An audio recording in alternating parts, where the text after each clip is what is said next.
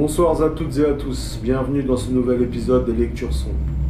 Aujourd'hui, je vais vous lire un extrait de L'horreur du métro de Thomas Monteleone. Mais d'abord, le rituel. Le feu pour éloigner les mauvais esprits.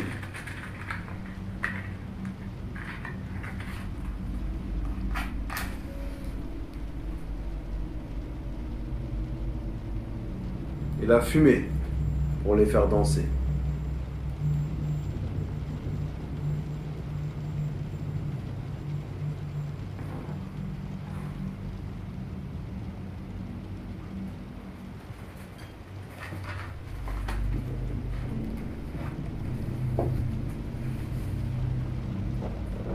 Lentement, un pas après l'autre, il s'approcha du coude. Les bruits étaient plus nets à présent, et c'était bel et bien des bruits de succion et de déglutition très rapides, comme si une bête affamée s'acharnait sur une proie molle et poisseuse. Bonté divine, qu'est-ce qui se passe? Une fois parvenu à hauteur du coude, Dubois inspira profondément et avança tout doucement la tête de l'autre côté du mur, en balayant avec hésitation le sol avec sa torche. Elle n'éclaira d'abord que les ténèbres, puis la grille. Il y avait quelque chose dessus. Dubois cligna des yeux. Il ne reconnut pas ce qu'il voyait.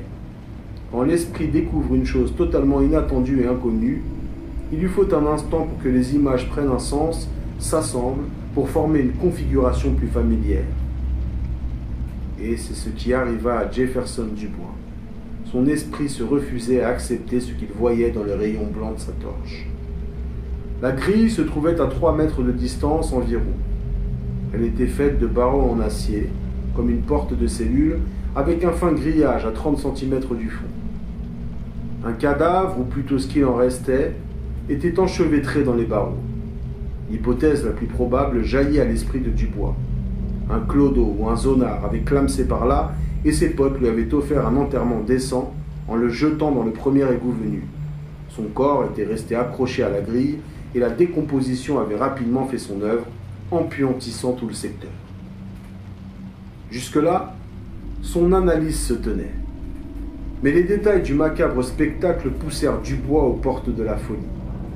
Le cadavre était déjà presque réduit à l'état de squelette. Seuls quelques lambeaux de chair d'un noir verdâtre pendaient encore aux os. C'est sur ce dernier reste que rampait allègrement un nombre incalculable de créatures. Elles formaient des tas informes de gélatine tremblotante, grisâtre ou d'un blanc laiteux. Cette masse houleuse, agitée de convulsions obscènes, suçotait avec ardeur ce qui restait de chair sur le squelette. Dubois recula en serrant les dents sur l'embout de son masque. Une bouffée de chaleur lui envahit la gorge et il lutta contre son envie de fuir. « Seigneur Jésus, au secours !» Ces choses blanches se démenaient tant et si bien que durant les quelques secondes où Dubois frappait d'hébétude les fixa, elles eurent presque achevé leur festin. Puis soudain, elles semblèrent remarquer sa présence, comme si elles avaient senti la chaleur du faisceau de lumière sur leur corps parcouru de spasmes. Elles cessèrent aussitôt de s'acharner sur le cadavre. Dubois comprit pourquoi les murs étaient si propres et si secs. Il comprit aussi qu'il devait filer aussi vite avec ses vieilles jambes pouvaient le porter. Il tourna les talons, contourna en trombe le coude de la galerie en risquant un dernier coup d'œil sur les magmas blancs. Il les vit couler à travers les barreaux, puis avancer avec des mouvements de reptation. Obligé de baisser la tête pour ne pas se heurter le crâne au plafond bas, Dubois ne pouvait courir. Bras ballants, presque à ras du sol comme un gorille, buste courbe, il lui fallait se contenter de trottiner. Enfin, l'échelle apparut au bout du faisceau de sa torche. Plus que 4 mètres et il était sauvé. À l'instant où il saisit un barreau de l'échelle, quelque chose agrippa sa cheville, ou plus exactement l'enveloppa. Il eut l'impression d'avoir enfoncé son pied dans un bol de bouillie. Une violente douleur lui troua la cheville, une douleur cuisante qui le pétrifia, et il demeura cloué sur les premiers barreaux. Il avait l'impression que son pied et sa cheville étaient traversés par un million de minuscules aiguilles chauffées à blanc. Il voulut crier, mais sa langue se coinça dans l'embout du masque et il n'émit qu'un faible gargouillis.